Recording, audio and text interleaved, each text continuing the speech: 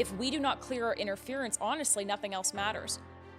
Because until you're on the path that is organic for your true self, your true soul, you're just creating a brand of distortion. You're just creating a life of distortion. You're just creating around your karma instead of actually clearing it and being able to have a clear road so then everything you create is natural to your spirit and to your natural growth.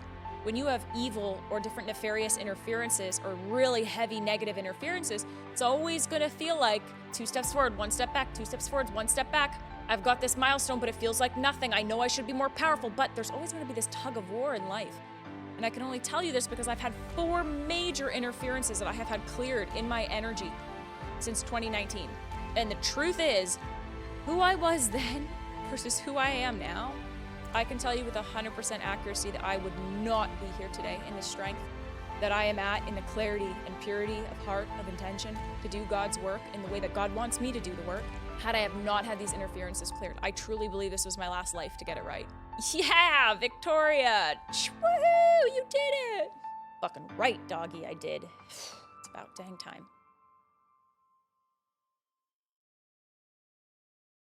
Welcome, everybody, to episode 2. If you're still here, I guess I'm not the villain in your story yet, or maybe you're still trying to find out, but I'm happy you're here. And I'm really excited about some of the guests that are going to be coming to this podcast. This episode, I do want to talk a little bit about my stances and some of the stances that I'm going to be holding for the episodes, inside of the debates, but then also really what I'm looking for in terms of the energy that I want to cultivate inside of the podcast. And so this episode is going to talk to you, potentially trigger you, potentially validate for you as I dive into some of my stances here. So the first big stance that I fundamentally believe is that there is a weaving that is happening between New Age, spirituality, and Christianity, where God and Jesus do exist, but they are not to be idolized. They are to be respected, understood, and to have a relationship with. And then New Age spirituality, to open, to channel, to access who you are as a soul. I believe these two worlds, when they're separate, are very harming. Because if we're only Christians, then I believe that we have no connection to who we actually are. I believe we're caught in an old age. And then I believe that if we're only New Age, then we have no relationship to who God is, and so we become God. But when you weave these two worlds together, there is God, our creator, we an aspect of this as co-creators. And I believe these are of equal importance. My also personal stance on this is that in this dimension, in this realm of earth, I believe that there is one God. There is one God, our eternal creator.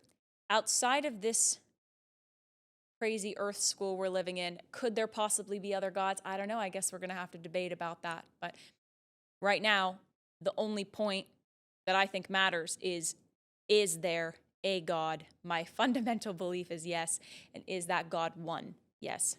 Not one with us, but one. Which leads me to my next point. I do not believe that we are all one in this dimension. I believe that we all come from the one. In the same way that I don't believe I am my mother, I believe I come from my mother. Right? Mother Earth, Father Sky Daddy created me. I don't believe we are one in this dimension. I believe we are experiencing duality and separation in this dimension. And I believe that it is an inversion and an intentional implant to make us believe that we are all one inside of a dimension where there have been thousands of years of intergalactic, interdimensional war. so that we sacrifice our discernment, so that we sacrifice our rightful sovereignty and our command and control over our reality. Do I believe that in the highest dimension, we all come from the initial one? Of course. Of course, but I don't believe that in this realm, that actually does much for us. It does more for me to walk in the kindness and in the morality of Jesus than it does for me to believe that we are all one. Because at least if I walk as Jesus did, then I'm closer to the consciousness of Christ, right? I'm closer to the consciousness of unconditional love without foregoing my discernment, which was one of the greatest gifts that Jesus had, was the sword of truth. And so my belief is not that we are all one in this dimension. And I believe it is actually a new age trap that keeps us disconnected from God, true God, and also keeps us from actually having the discernment to navigate the interdimensional parasitic warfare that we've been navigating on planet Earth for thousands and thousands of years. My other foundational stance that I hold is that most mainstream modalities are honestly just hamster wheels. Without meditation as the forefront foundational tool, I think everything else does not come from our center, and it keeps us further and further into deception. I don't believe that we need Reiki. I don't believe that we need Kundalini activations. I don't believe that we need plant medicine. I don't believe that we need constant medicine retreats. I don't believe that we need to go constantly to receive DNA activations. I don't believe that we need anything but sitting our ass in meditation and learning how to be able to hear our soul, allowing what is natural to come forward in the perfect time and space. And as a byproduct of that, should we naturally be called to these beautiful tools that we have, they come as a supplement, not as an addiction. They come because it's right for our natural abilities, not because we need to taste all of the rainbow because that makes us feel like we're connected to ascension and that we're connected to who we truly are. Let our sovereignty then dictate our actions instead of our actions pulling us further away from our sovereignty. Meditation is the foundation, the drop that creates the whole ocean of everything that your soul naturally came here to do. I also fundamentally believe that without psychic protection, you're fucked. People don't like to put psychic and protection together because I think in many ways people misunderstand that psychic protection doesn't come from fear. It doesn't come from fear. It comes from preserving the integrity of your own energy. In the same way that I put clothes on today, not because I'm afraid of being naked, but because I'd rather preserve my body for my partner and for myself. Psychic protection is understanding your second skin, your energetic skin. It's about understanding that in order for me to be able to be the best version of me I can be for you, the more distance I have between you and I, not because my heart is closed, because it's preserved, the better I'm actually going to be able to be for you. And as we are all awakening, I believe that psychic protection is fundamentally necessary. And I will stand on that post until my dying day. Because when I had multiple entity attachments, it was the fact that I didn't believe I needed protection. I didn't need anything to maintain and preserve my vibration because everything was all one and anything that I focused on expanded. Those were the stories I told myself. But the truth is, I didn't focus on putting on clothes. It was just natural because I respect myself and I respect my environment around me. It wasn't because I was focusing on the darkness and that's why I expanded. No, it's because I understood it and then I acted accordingly. Those are very different vibrations. And I'm really coming in guns blazing with this because I believe that this is such a misunderstood concept. Such a misunderstood concept. And I have never yet met anybody who did not understand psychic hygiene,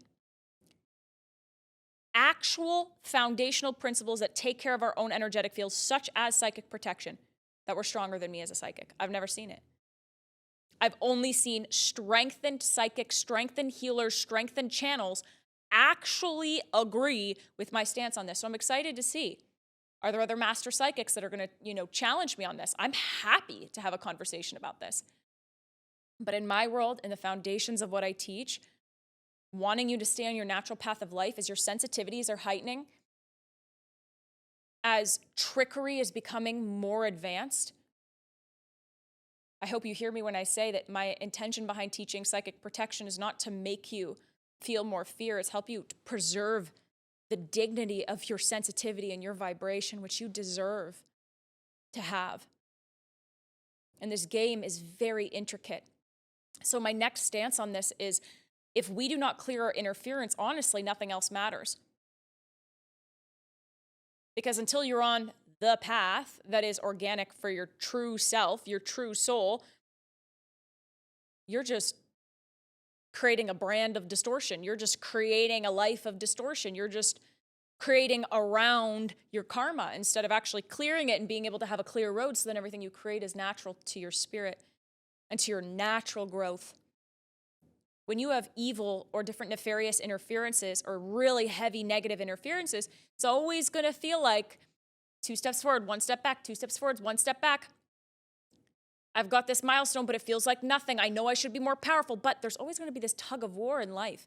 And I can only tell you this because I've had 4 major interferences that I have had cleared in my energy since 2019.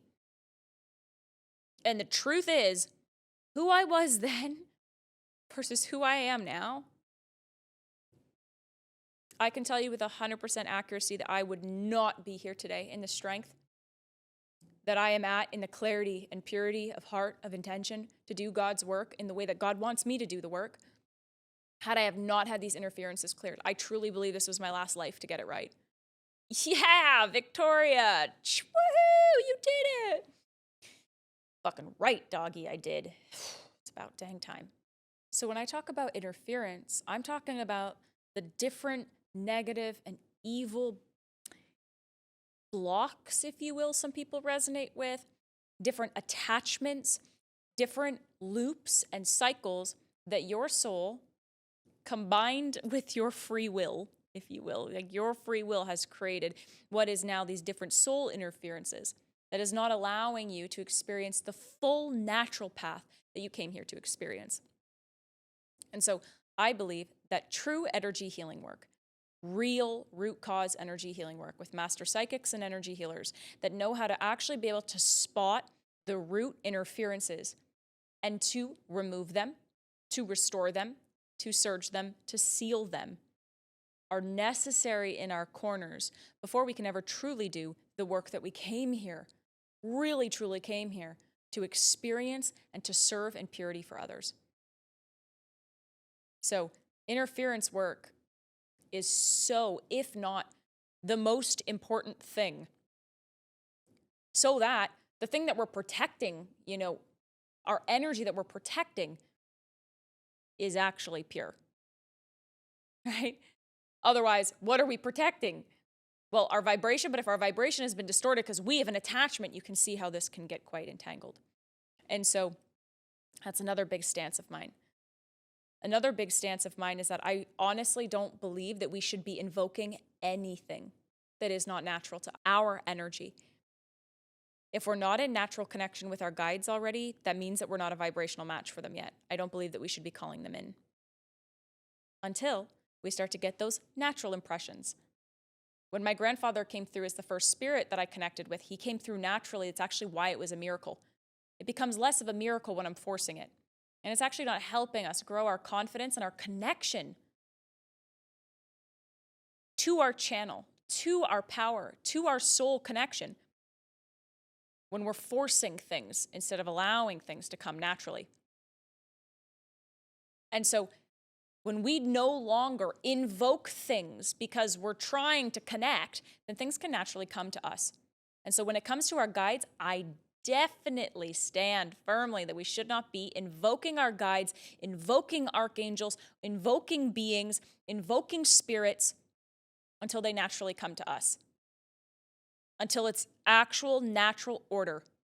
We should be able to sit in our own meditative practices, connect with our own higher selves, and be okay. And know that as these natural impressions start to come up, because we're sovereign first, we're going to be able to access them. Because we're sovereign first, we're going to be able to feel them. Because we're sovereign first, we actually get the benefit of what they're meant to help us do, which is guide us. Not that we become dependent on them. And so this will be a little bit spicy as I talk to different mediums when they come on to the show, because I really firmly believe that mediumship is for a certain type of person at a certain stage of like their first awakening. But the truth is, my grief is my problem.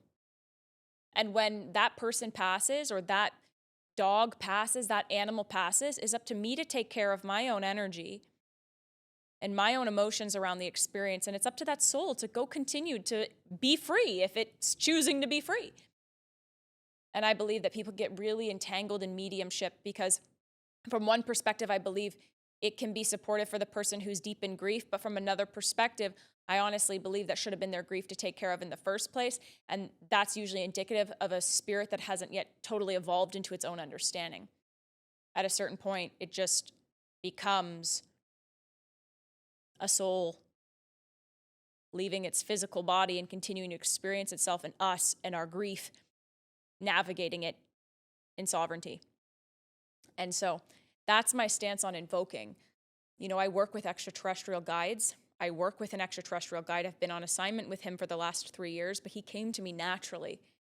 Prior to that, I was channeling the Arcturians and calling in different Pleiadians, and I was doing the invoking, and I was forcing, plus not having discernment. And so a lot of the connections were either very likely trickery, or two, not actually helping me grow because they were just validating the high. I would love to see a world where we were not just trying to do all the cool things and everything that came to us was actually natural for our path. That was actually right for our own energy. That was actually true for our own vibrations, the beauty of the authentic vibrations that we actually have. And then all of the spiritual impressions and psychic perceptions that happen as a byproduct of that, them coming in natural order, them coming in natural timing. And that really flushes out a lot of careers in the spiritual industry because most people are just dependent on that confirmation, dependent on that validation, and they actually never break out of that. I know what that feels like. That's where I was in the beginning of my awakening. It was like, high, high, high, high, high, high, high, validate me, confirm for me, validate, confirm for me. Instead of, can I integrate? Can I embody? Can I be okay with what I've got? Can I be okay with where I am? How does this actually show up in who I am as a soul? How do I actually move these pieces forward? It was never enough. And if we actually become enough for ourselves, then I believe a lot of spiritual careers are going to get flushed down the toilet. Not because they don't have value, but because our values have changed. And when our value is our own integration and our own embodiment, I don't need a tarot reader. I don't need a Reiki healer. I don't need an Akashic reading. I don't need. I got me. I got God. I got natural order. The perfect triple scoop ice cream. Bing, bang, boom. What else could anyone want? Nothing. You don't need anything else. And so I firmly stand on that. I'm excited to work with different practitioners and talk and debate with them about what doing this work in integrity means, and are we actually guiding people further into distortion? And how are we actually guiding people into deeper integration and embodiment? The more we invoke, the more we need the validation, the more that we're trying to open, I believe 100% we are taking people further away from that. The final thing I want to stand on, and I'm sure there are going to be plenty of other things that are coming up, but I really just wanted to bring into this space, like, what are my main core beliefs? And here's the thing. I wouldn't create this debate if I didn't think I was right. I think I'm 100% right. Otherwise, why would I have a debate? But the truth is, I believe I'm 100% right, and I'm having people sit with me that they believe they're 100% right. And so we're going to have the most engaging conversation if we both believe that we're 100% right, but we're also totally open to learning something new. We're also totally open to exploring different perceptions. We're also totally open to taking on new thoughts, new ideas, new revelations. I'm integrated and embodied in my experience. And I'm only bringing on people who are integrated and embodied in their experience. So that the conversation does not come from ego. It's not coming from fight. And it's not coming to prove the other person wrong. It's two people who believe that they're right. What a gift.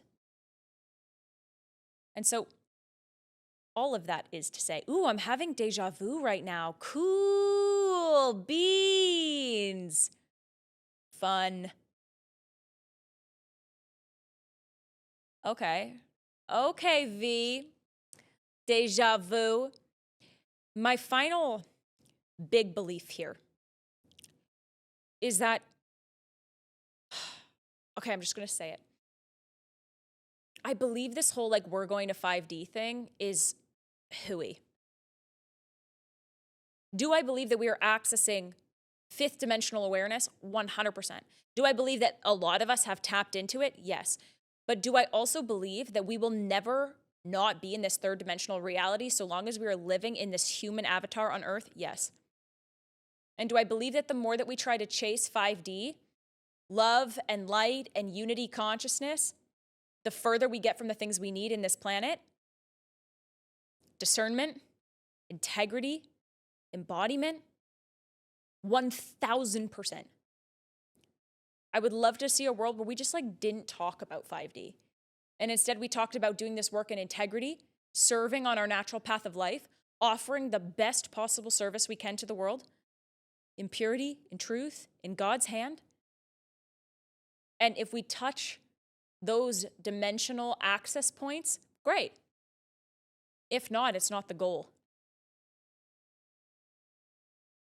I'm very content living a 3D life and doing extraordinarily powerful work for the world. And if our DNA upgrades into whatever people think about it's going to become, I think that's fantastic. But right now, I think the conversation about 5D is taking us further from being able to actually master 3D. And the truth is, most of us are not even beyond 4D. We're actually getting caught in all of the trickery of 4D, thinking that we're channeling Jesus, channeling Mary Magdalene, talking to these beings, and we're fucking not.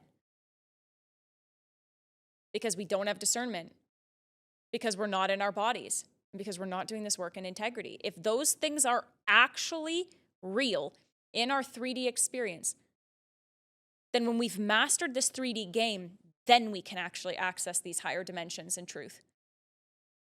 But people are touching these different dimensions, getting deeper and deeper and deeper into trance states, accessing them through forcing themselves into a fake calling to pursue ayahuasca, even though they were the one that put in the number and they were the one that put the phone to themselves and said, ayahuasca called me. No, she didn't.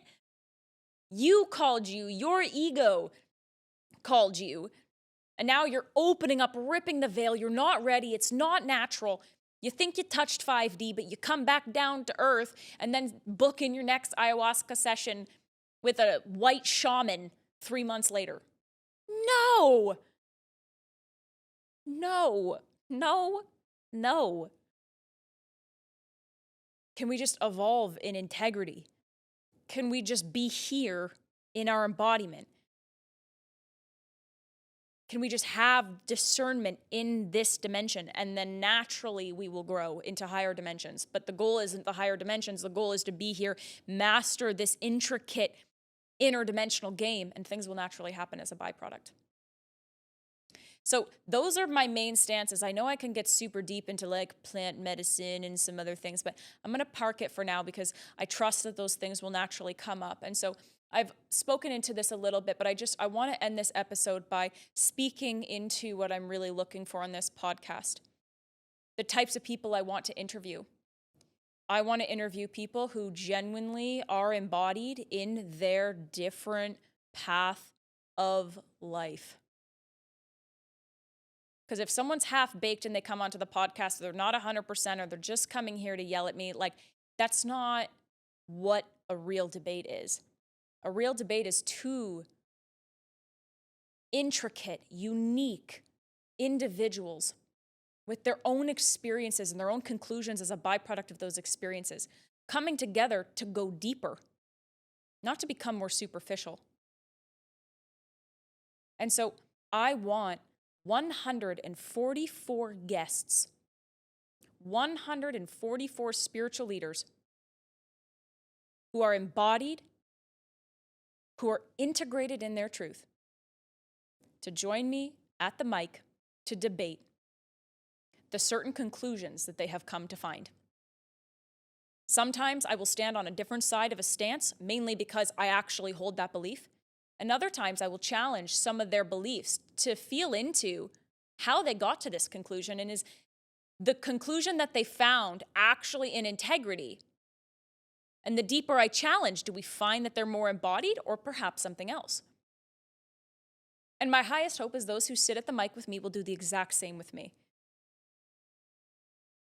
And so, my beloved love Hayden, as him and I were playing around with the names of this podcast and what the energy wanted to be, he said, there's a saying that it takes 144 sides of something in order to be able to understand the truth.